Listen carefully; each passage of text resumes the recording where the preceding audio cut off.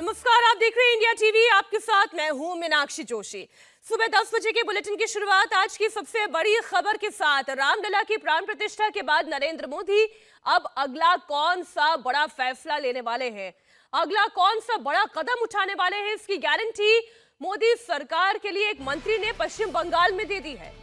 केंद्रीय मंत्री शांतनु ठाकुर ने नॉर्थ 24 परगना में मंच से 7 दिन के अंदर अंदर सीए लागू करने की गारंटी दी है।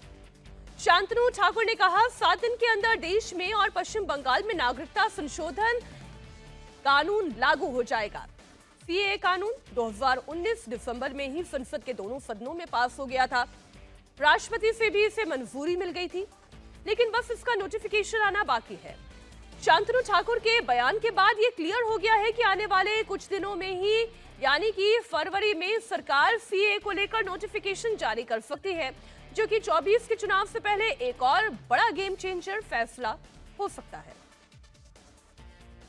आगामी एक सप्ताहेर मध्य भारतवर्षे सीए लागू होबे এই গ্যারান্টি আমরা আজকে এই মঞ্চ থেকে দিয়ে গেলাম। আগামী এক সপ্তাহের মধ্যে ভারতবর্ষ পশ্চিমবঙ্গ সহ ভারতবর্ষের প্রত্যেকটা স্টেটে सीए लागू হবে এবং সেটা আপনারা দেখবেন। আজকে সেই গ্যারান্টি এই মঞ্চ থেকে দিয়ে যাচ্ছি। আগামী এক সপ্তাহের মধ্যে ভারতবর্ষে सीए लागू হবে এই গ্যারান্টি আমরা আজকে এই মঞ্চ থেকে দিয়ে গেলাম। আগামী এক সপ্তাহের মধ্যে ভারতবর্ষ পশ্চিমবঙ্গ সহ ভারতবর্ষের প্রত্যেকটা স্টেটে सीए लागू হবে এবং সেটা আপনারা দেখবেন। আজকে সেই গ্যারান্টি এই মঞ্চ থেকে দিয়ে যাচ্ছি। आइए सबसे पहले ये समझ लीजिए कि आखिर नागरिकता संशोधन कानून है क्या, जिसे लेकर विरोधी लगातार सरकार को टारगेट करते आए हैं। सीए कानून के तहत पड़ोसी देश पाकिस्तान, अफगानिस्तान और बांग्लादेश से आने वाले अल्पसंख्यकों को नागरिकता का प्रावधान है।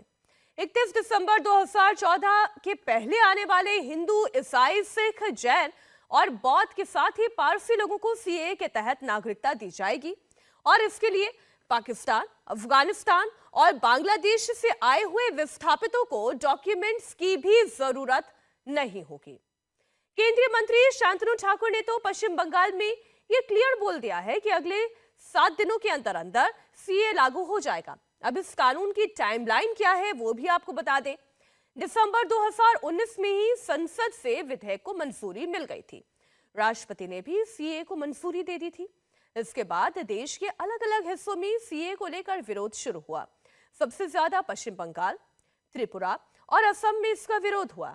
राजधानी दिल्ली के भी कुछ इलाकों में लोग कई दिनों तक सड़कों पर डटे रहे।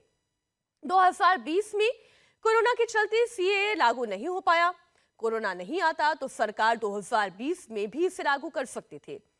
नागरिकता संशोधन कानून लागू करने के लिए सरकार की तरफ से तैयारियां पूरी कर ली गई हैं।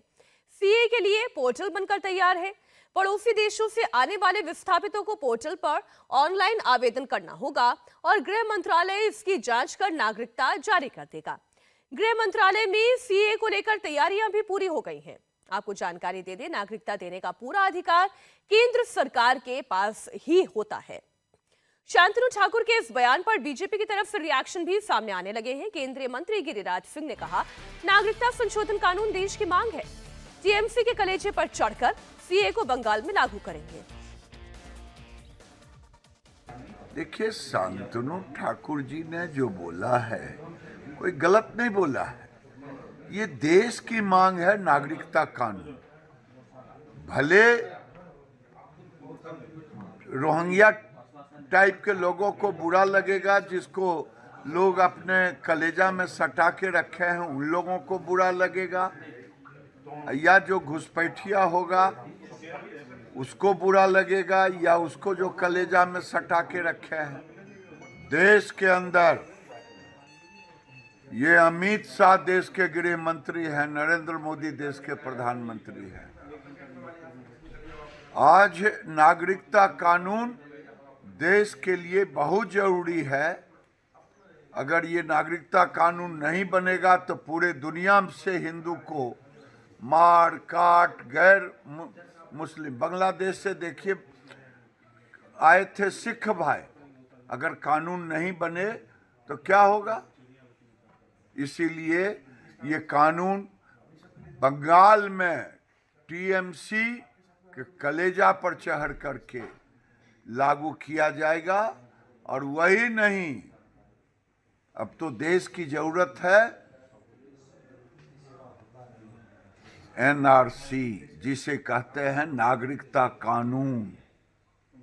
क्या दुनिया के हर नागरिक का अपना अपना आइडेंटिटी कार्ड है?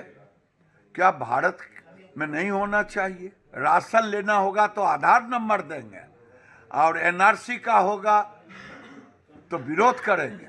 ये विरोध अब नहीं चलने वाला। India TV political editor Devendra Parashar हमारे साथ जुड़ गए हैं। देवेंद्र, 7 दिन के अंदर अंदर भारत में सीएए लागू हो जाएगा और सबसे ज्यादा समस्या जिन पूर्वोत्तर भारत के राज्यों में आने वाली है, उनके लिए मुश्किल आखिर क्या है? क्या डेमोग्राफी चेंज होने लगेगी? क्या समस्या उनके लिए ये है? निश्चित तौर पर असम और त्रिपुरा में इस बात को लेकर समस्या हुई थी, और असम का जो कानून है, जो बाहर से लोग प्रवासी आए थे उनके लिए आते, तो उसमें 1966 से 1971 का ही एक टाइम फ्रेम दिया गया था, और इस कानून में सीए के तहत 2014 तक की वो तारीख दी गई थी। तो इस बात को लेकर असम में ये बवाल ज्यादा उठा था। त्रिपुरा में भी ये समस्या हुई थी, लेकिन उन सारी चीजों को अब समझा दिया गया है कि इसका उससे कोई लेना देना नहीं। और अभी की स्थिति में देखें तो ये का जो कानून है, उस कानून का नोटिफिकेशन तो ऑलरेडी जारी हो चुका है। अब जो होना है वो ये कि उसके लिए जो नियम बनाए जाने हैं, किसी भी कानून को जब आप बनाते हैं तो पहली प्रक्रिया तो ये होती है कि आपने एक कानून बना दिया, उस कानून को लागू करने के लिए नियम क्या होने चाहिए, प्रक्रिया क्या होनी चाहिए, जैसे ऑनलाइन आवेदन करना है या आपको हार्ड कॉपी जाके देना है, इन सारी चीजों के लिए नियम बनाने होते हैं। सीए के उसी कानून के लिए नियम बनाया जा चुका है, उसके लिए पोर्टल भी बनाया जा चुका है, पोर्टल के मार्फत ही अप्लाई करना होगा। अब कमिटी ऑन सबऑर्डिनेट लेजिस्लेशन जो कि पार्लियामेंट की कमिटी है, उसको गृह मंत्रालय उन नियमों को बनाकर सौंप देगा और वो कमिटी उस रिपोर्ट को पार्लियामेंट में देगी। प्रक्रिया ये होती है कि कोई भी कानून जब बनता है तो उसके अगले 6 महीने के अंदर आपको नियम नोटिफाई करने होते हैं।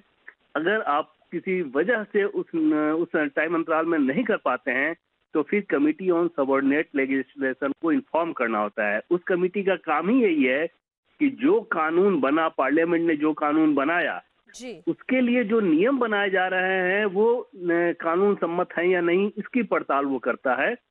और उस लिहाज से 8 बार इसमें बढ़ोतरी की जा चुकी है।